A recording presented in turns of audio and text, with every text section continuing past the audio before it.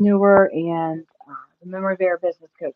So this is a continuation of our free sewing business classes. This will actually be day 2 of the free PDF that comes with the newsletter that you can sign up for at sewpreneur.com. And I wanted to get out the day 2 information. So it was this particular class is going through the free PDF that you get when you sign up for the newsletter. Yesterday we talked about getting your self set up with the legal and tax considerations and buying a domain name, that kind of thing. And today we're just going to finish that free PDF. Once you sign up for the newsletter at sewpreneur.com, you should get the PDF within a day or two. If not, hold on, the MailChimp will send it out to you. Um, and it has a lot more details than what I'm going through with you on the video series for this particular thing. So your first customer, a tip for that is be your own first customer. If you are not already providing the Memory Bear sewing services, make yourself a Memory Bear or maybe make some as a gift just to get the practice in, because your customers are going to want to see proof of your skills and talent. So don't be afraid to use your own clothing or go to a secondhand store, a thrift store. And I always recommend that my students buy something at a thrift store or secondhand store and look for the very used piece of clothing, something that looks used and old, because that's the majority of the types of clothing you're going to get with your memory bears. And a side note, get as much practice in as you can, but don't be stuck with perfectionism. And yes, you want high quality. I'm not saying that. What I'm saying is, if you um, see, what am I trying to say here? Because I don't want this to be misinterpreted by anybody. You want high quality, high value um, products going out to the marketplace, but you've got to get practice in. But sometimes individuals may think that their work is not perfect enough, and they just keep practicing. Don't do that to yourself. Find help if you see that maybe the memory bear that you made, um, maybe the face is distorted or the ears are lumpy and not perfectly round, but they're kind of like jaggedy or something. Reach out. I have a free group on Facebook. I actually have 3 groups that you can post in, ask questions, get ideas, things like that. So reach out, join the group, get help. But you want to be able to get your services out there. Your first customer does not necessarily have to be a paying customer, but you have to have that business mentality when you start. So if you have um, a friend or family member that would like a memory bear made and you don't charge them, still get in the habit of having them sign a contract. That way, whenever you start getting paid customers, you know the workflow, you know what to expect, you know how to speak to them. All right, so moving on, we're going to talk about marketing, and this is an outline. This is some things to consider, but we go in more depth with the classes. So be sure that you are part of the subscribe here to my YouTube channel and ring the bell for notifications as we continue to grow on each topic in more depth. Um, when you start your business, you want to draw attention to your services even before your website is created. Again, don't get stuck in perfectionism. Get your legal ducks in a row, so to speak, that we can legally run a business. You want that done first, but a website can come later. You can temporarily use a free website.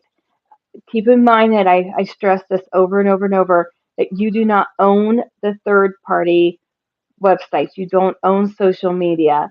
It can be shut down anytime.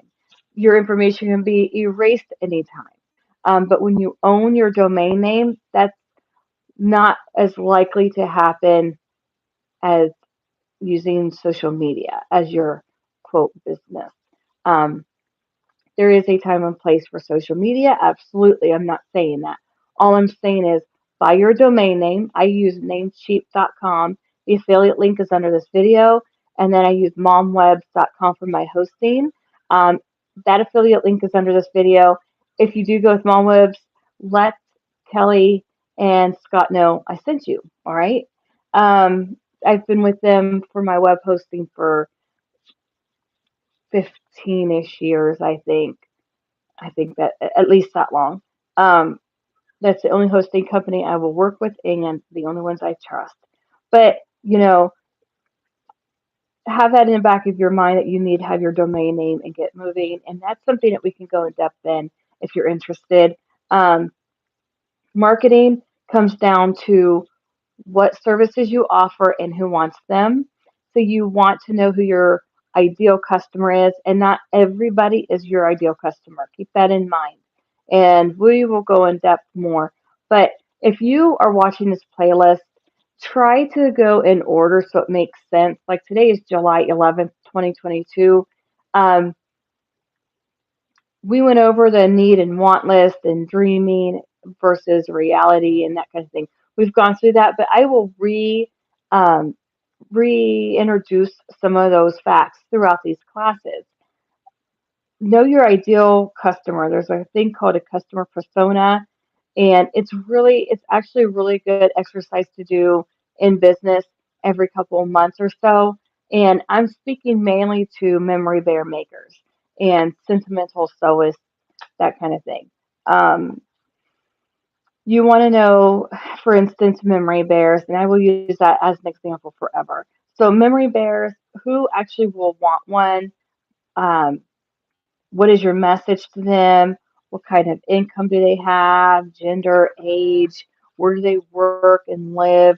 What is kind of their story? Like, put a picture of that customer in your mind when you're thinking about your marketing and your branding. Because your brand identity, which is the next point here, is what will make you stand out from everybody else in the memory bear business. Is it your zip code, like where you're located? Is it because of the services you offer? More specifically, do you offer a certain type of memory bear? There's not just one type of bear to offer. There's at least half a dozen, and we go way in depth in that in the upcoming class. So make sure you're subscribed and ring the bell for notifications. Um, the next point is generating or nurturing leads. So let's say that you already have all your legal considerations done. You've purchased your domain name, you filed your domain or your business name with your state and local authorities, and all of this is done, right? Your foundation has been laid. Now you're building up. I always like to compare this to building a home.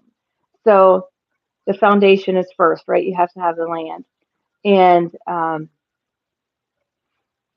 you have your legal, you have your business name, it's filed, you purchased it, you owned it. You make sure that it's not trademarked or registered with anybody else, and you did everything that your legal or your local and state requires, and now you want to build. And building your business takes what we call leads, LEADS, and that can come by word of mouth, friends or family or other customers. It can come from you. Maybe you are your own first customer right now and you have pictures of your work. Show it off. You can toot your own horn, so to speak. Um, you can create memory bears or a sentimental item and take pictures of your process and how you do all the things involved, all the cutting, the sewing, the designing, and you put that out like I'm talking to you through YouTube or your Facebook page. Um, that will generate and you know leads people. Um, think about online connections, whether you know them personally or they're basically a stranger, or people locally, a local presence. That can be coworkers, friends, family. You can set up a table or a pop-up shop. Maybe you can rent a shelf at a boutique, you know. Um, think about how you can connect with people because leads are people. Now, you don't mistake this for customers necessarily because maybe you are talking to your neighbor, but your neighbor has no interest in having a memory bear made. But that doesn't mean they don't know somebody. So think of your connections and how they might know somebody that knows somebody that knows somebody, that kind of thing. You may consider putting an ad in a local paper or a specific online business directory. So kind of give that some thought about how you'll develop your leads and things. And again, we go in more depth um, in the other classes. Now, the other thing that you're going to want to know about and learn, accepting orders, using contracts, and shipping. Get everything in writing. Your contract, even if it's between you and a friend or you and a family member or you voluntarily create a memory bear, get all that information in writing because you, as a business owner, you're going to want to make sure that you and the other person are on the same page with details as far as um, the way the bear is constructed, the color of eyes, the nose, a mouth. Do they want that? Do they not want that? If they give you several pieces of clothing, um, which part of the clothing goes on which part of the bear. Get it in writing. And again, we talk about this in depth in the upcoming classes that I have. Accepting orders. Like I will accept an order in person, through email, through Etsy, through Facebook Messenger, so through my website. But a little bit more goes in before, how do I say this? Before I accept an order, it's almost like the customer and I are interviewing each other. And that is a good thing because not every customer or potential customer is going to be a good fit for you. So don't always be on the mindset of thinking that you have to accept that order. Really, once you start talking to the potential customer, you're going to know whether or not you guys are a good fit. That doesn't mean you aren't good, nice people. It's just maybe your services aren't exactly what it is that they're looking for. Or maybe they um, are not exactly sure what they want. So you are like, I really can't help you with this situation. An example of that was when I first started accepting memory bear orders, I had a person reach out to me through Facebook, and she wanted her preemie. She had a premature child. She wanted me to take that preemie outfit and put it or create it into a weighted memory bear. Okay, so yes, I can do that part. But then she said she wanted the bottom of the footed sleeper. It had like a little rabbit face with little bunny ears. It was super cute. She wanted those removed from the sleeper and added to a different part of the bear. And I knew looking at that onesie, that little not onesie, but footed sleeper, I knew that that was not going to happen. And I tried to explain to her that it's not going to look exactly like what she wanted. And so, she was very adamant that's how she wanted it. And I said, I really appreciate you reaching out to me and inquiring about my services. But after looking into the details a little further on what you're asking for, I just don't see that that's how it's going to turn out. And I don't want to take that chance.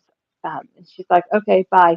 So I'm hoping she found what she wanted. But I'm pretty knowledgeable when it comes to constructing memory bears of all shapes and sizes. And the way that she described and wanted this this bear to look using that little tiny preemie outfit, it was just not going to work. Yeah, it was just not going to work out um, and look nice. And I'm not going to create something bad and put it out on the marketplace. So really think about who you want to serve and if you honestly can or cannot. Um, your contract, again, make sure you get some legal advice on that. I give you contract a template that I use, but I always state that it's something that I use. It's something that you can take to your own legal counsel and have them fix for you in your business.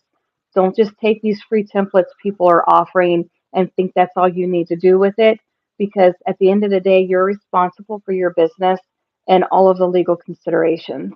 Um, so just saying that. Shipping, we go into depth with shipping. It's very straightforward. You either charge the real amount it's going to cost to ship, or you're going to upcharge them for shipping and handling, or you're going to offer free shipping. Free shipping is a no-go for me anymore. Back in 2021 was the last time I offered free shipping, and that's because the shipping charges were just not feasible anymore for my pricing of the bears. If I wanted to increase the price of my bears, then I could offer free shipping. I really don't like that. I don't know. I mean, this is totally for you and your business, but is that being transparent? For me, it's not. I'd rather charge the actual shipping and just say, X amount of dollars for the bears and the services, the sewing, and then the actual amount for shipping.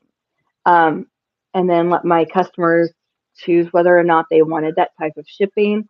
And if they wanted to add additional insurance, that's something that they have to do. And if their order, and again, we go in depth in this in the other classes, and this is just a foundational class. Um, as far as shipping goes, at least it has been this way. If the product is $50 or less, you get free automatically free shipping UPS, right? USPS. But if my customer's order is more than that, more than $50, I require them to pay the additional insurance. And I get it in writing if they reject it. Because I know my company is not going to be responsible for lost, damaged, or stolen items. And I highly recommend that you take that into consideration as well. All right, so I went over the foundationals. It was extremely brief. July 10th, which was yesterday, and today's July 11th, 2022. So the information that we went through, which I consider foundational, is the free PDF at Sewpreneur.com. And once you sign up for the newsletter, you'll get this PDF, and it will make more sense. Definitely make notes in it. It's something I'm going to have to update eventually because things have changed rather quickly in the last year, as far as contracts and shipping and things like that go. But make sure you like and subscribe to this channel, ring the bell for notifications. And if you want to follow along in any of the classes, the resources are below. And I will always announce if it's a paid resource or a free one. The paid ones right now are in the Etsy shop. And again, the link is below. Be sure to follow along. If you have questions, let me know. All right, bye guys.